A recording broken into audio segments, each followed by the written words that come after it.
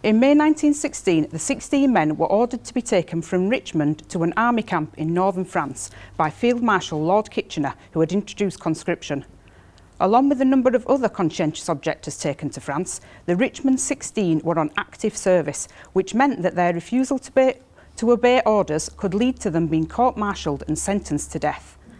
After arriving in France, the Richmond 16 and others were put into field punishment camps, where they continued to defy military orders and were severely punished.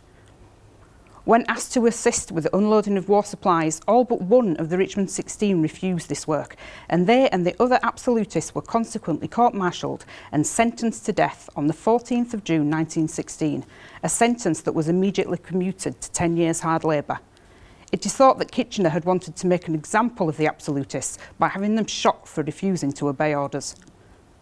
News of Richmond 16's transport to France only became known as one man threw a note from the train window in London, which was luckily found by a sympathetic railway worker. York MP, social reformer and Quaker Arnold Rowntree was one of the members of Parliament who alerted Prime Minister Herbert Asquith to the situation and campaigned for the release of the 16, as well as the rest of the absolutists. One of the 16, Alfred Martlew, had previously worked as a clerk at the chocolate factory owned by the Rowntree family in York. The case of the conscientious objectors in France was discussed in Parliament, and there was support for them from groups such as the No Conscription Fellowship. Reports in the press also indicate increase in public sympathy for their plight.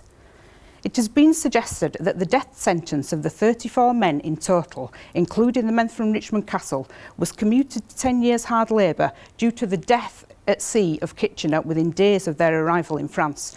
But it is also likely that the changing tide of public opinion to conscientious objectors, evidenced in the press and in Parliament, may also have exerted some influence on this decision.